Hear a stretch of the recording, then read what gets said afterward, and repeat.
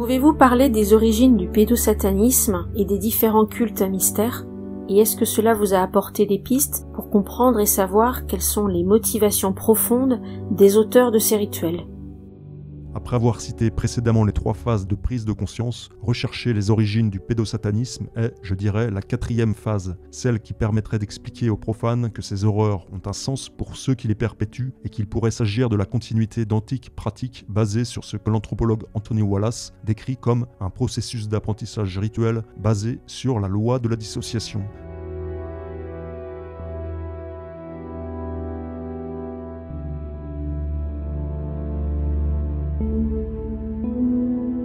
Précisons bien qu'expliquer n'est pas excuser. Ces abominations pédocriminelles relèvent de la peine capitale. Lorsque l'on découvre et intègre le fait que le pédosatanisme est une réalité de ce monde, il est dans l'ordre des choses de vouloir comprendre ces agissements, c'est-à-dire la psychodynamique qui pousse ces sombres individus à ritualiser les tortures et les viols de manière protocolaire. Dans quel but? Quelles sont leurs obscures motivations? C'est, je pense, sous cet angle qu'il faut aborder le sujet pour parvenir à briser le déni massif autoprotecteur des masses. Il faut prendre du recul et analyser le phénomène au-delà de l'affect et des fortes émotions qu'il provoque naturellement. Le psychanalyste américain Lloyd Demoz s'est largement intéressé au sujet des dérives sectaires sur les enfants, et notamment à la question du pédosatanisme. Selon lui, la seule manière de donner un sens à certains éléments rapportés dans les témoignages d'abus rituels serait de considérer qu'il s'agit de faire revivre symboliquement et même physiquement le traumatisme de la naissance, dans une sorte de reconstitution traumatique. On y retrouve le confinement dans des ventres symboliques, cages, boîtes, cercueils, mais aussi des ventres organiques réels, la pendaison la tête en bas, qui reproduit la sensation qu'éprouve le fœtus dans le ventre de sa mère, la submersion de la tête dans l'eau lors des tortures reproduit quant à elle l'expérience du liquide amniotique, tandis que la suffocation reproduit l'anoxie que tous les bébés vivent lors de l'accouchement. La victime est forcée de boire du sang et de l'urine, tout comme le fœtus boit du sang placentaire et baigne dans son urine. Les rituels sont souvent effectués dans des tunnels ou des caves, des lieux souterrains, sombres et humides, symbolisant le confinement du canal vaginal ou du ventre de la terre-mère. Certains de ces rituels semblent effectivement créer une sorte de résurrection initiatique. Le passage par une mort et une renaissance symbolique via des rites traumatiques est une constante dans les religions antiques dites à mystère, mais aussi dans certaines traditions chamaniques. Ces cultes à mystère étaient particulièrement présents dans le bassin méditerranéen. Citons les mystères égyptiens d'Isis et d'Osiris, les mystères d'Éleusis, de Mithras, d'Attis et d'Adonis, mais aussi le culte à Bacchus, à Dionysos, étant les plus connus. Il ne fait aucun doute que certaines pratiques de ces cultes antiques se perpétuent encore de nos jours, via des sociétés secrètes, formant une sorte de religion ésotérique, gnostique, réservée au petit nombre.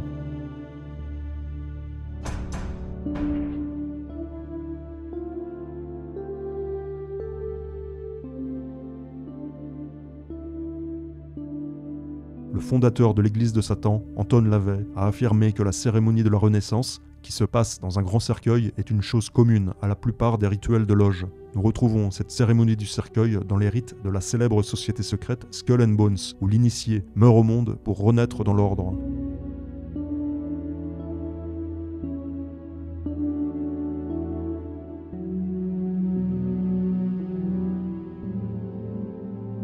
L'ultime initiation étant de provoquer chez le candidat une expérience de mort imminente avec une sortie astrale, c'est-à-dire un état dissociatif extrême propulsant l'âme de l'initié dans une autre dimension, et se terminant par la réintégration de celle-ci dans le corps physique, symbolisant ainsi une nouvelle naissance ou renaissance initiatique.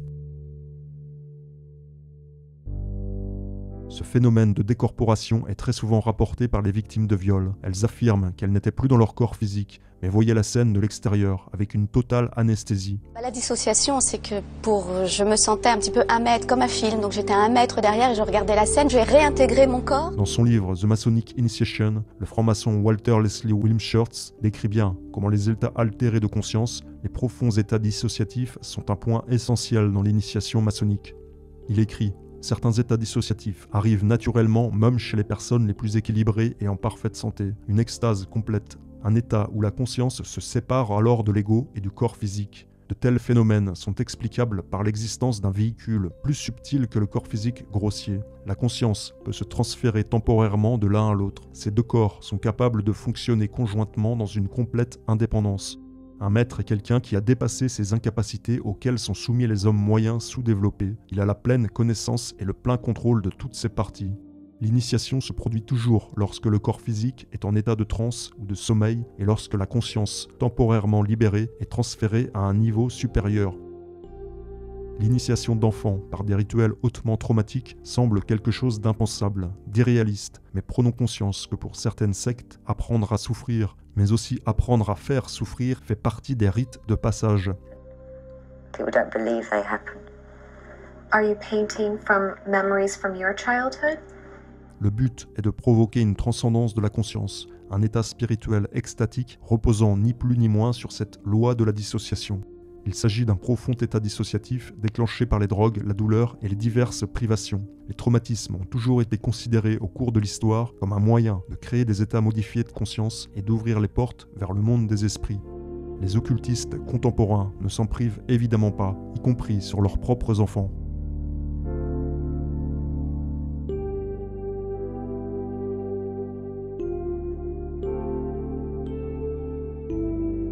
Selon le psychologue américain James Randall Noblitt, les pratiques de contrôle de l'esprit ou programmation mentale ont anciennement débuté lorsque des groupes ont détecté que l'application de rituels traumatiques pouvait produire ces états dissociatifs allant jusqu'à fractionner la personnalité de l'individu en plusieurs altères, isolés les uns des autres par des murs amnésiques. Ces personnalités altères pouvant former un véritable système hiérarchique interne programmable. C'est ce que l'on nomme aujourd'hui le contrôle mental basé sur les traumatismes. La programmation d'esclaves dissociés, le MKUltra, aujourd'hui historiquement et médiatiquement bien référencé, n'est que la mise en application, de manière scientifique et militaire, d'antiques pratiques païennes et ésotériques. Notons ici qu'un certain nombre de médecins impliqués dans les expérimentations du MKUltra étaient des francs-maçons de haut degré. Citons le Dr Sidney Gottlieb, George Estabrook ou encore Ewen Cameron. Notre société occidentale moderne, en grande partie coupée de ses racines spirituelles, biberonnée à la laïcité et au consumérisme, aura grand mal à comprendre et accepter la dure réalité de ces pratiques sectaires ultra-violentes, d'autant plus lorsque le monde médiatique et politique use de la stratégie de l'édredon pour ne surtout pas alerter et informer à ce propos. Pourtant, les sectes initiatiques basées sur la loi du secret ne datent pas d'hier. L'anthropologue et universitaire américain Brian Hayden a étudié les sociétés secrètes primitives remontant au temps préhistorique. Dans son livre The Power of Ritual in Prehistory, il décrit l'utilisation de techniques psychospirituelles lors de rituels extatiques, permettant de forger de puissants liens entre les membres du culte. On y retrouve les sévères épreuves physiques, la privation sensorielle, le sacrifice humain, mais aussi la notion de violation volontaire des tabous comme la consommation de chair humaine. Selon lui, ces sociétés secrètes primitives ont marqué un tournant décisif dans l'évolution des religions, en provoquant une division entre culte populaire et culte élitiste, entre religion exotérique et religion ésotérique. L'égyptologue franc-maçon Jan Assmann parle également de religio duplex, ou religion à deux visages, pour qualifier ces cultes à mystère ayant une face exotérique, destinée à la masse non initiée, et une face ésotérique, destinée aux élites. Brian Hayden affirme que des enfants aussi jeunes que 4 à 6 ans, parfois même encore plus jeunes, pouvaient devenir membres de ces cultes et donc subir les rites initiatiques. Notons ici que le musicologue Karl Dönitz affirme que Wolfgang Amadeus Mozart, dont la famille baignait dans les milieux maçonniques, a fréquenté les Illuminés de Bavière, dits Illuminati, et cela dès son plus jeune âge.